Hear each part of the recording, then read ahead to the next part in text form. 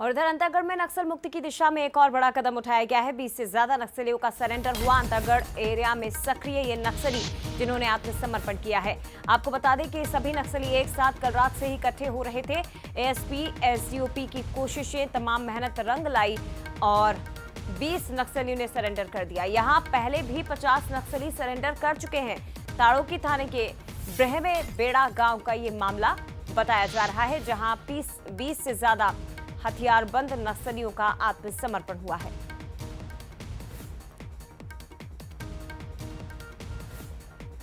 सीधे रुक करते बस्तर ब्यूरो रजत वाजपेयी हमारे साथ इस वक्त जुड़ गए हैं।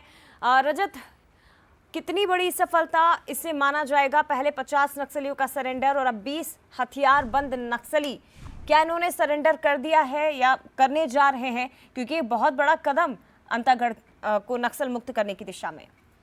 बिल्कुल जय जी, ब्रहेबेड़ा में इन लोग पहुंच चुके हैं। कल शाम से ही इनके एकत्रित होने का सिलसिला शुरू हो चुका था और आज ब्रहेबेड़ा कैंप में जब ये लोग पहुंचे हैं, वहां से इन्हें ताड़ोकी थाने ले जाया जा रहा है। कोशिश ये हो रही है कि इनके ताड़ोकी थाने पहुंचने से पहले ही इनकी प्रोफाइल जो है वो पुलिस तलाश ले, ताकि पता चल सके कि किस किस रैंक के नक्सली जो है उन्होंने आत्मसमर्पण किया है। हुपेंडी जो है इनका कमांड किया करता था इन्हें।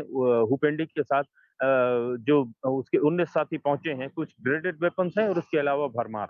तो ये कहा जा सकता है कि उस पूरे इलाके से एक साथ 20 लोगों का आत्मसमर्पण यदि हुआ है, तो निश्चित तौर पर इसे बड़ी सफलता के रूप में देखा जाएगा।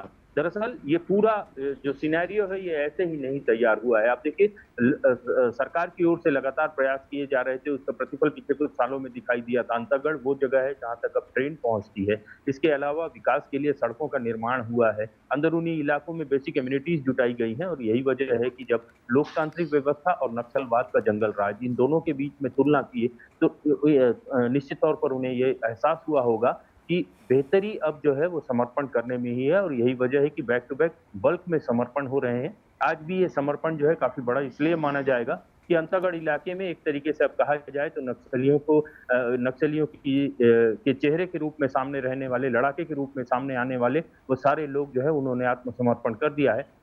और समर्पण इस लिहाज से भी बड़ा माना जाएगा क्योंकि उस पूरे इलाके में यदि अब नक्सल से संबंधित कोई गतिविधि होगी तो पूछताछ के दौरान उसके बारे में भी जानकारी मिलेगी और आने वाले समय में जो ऑपरेशंस होने वाले हैं उसमें भी इसकी मदद मिलेगी। तो इस लिहाज से भी इस समर्पण को काफी बड़ा माना जाएगा। जय।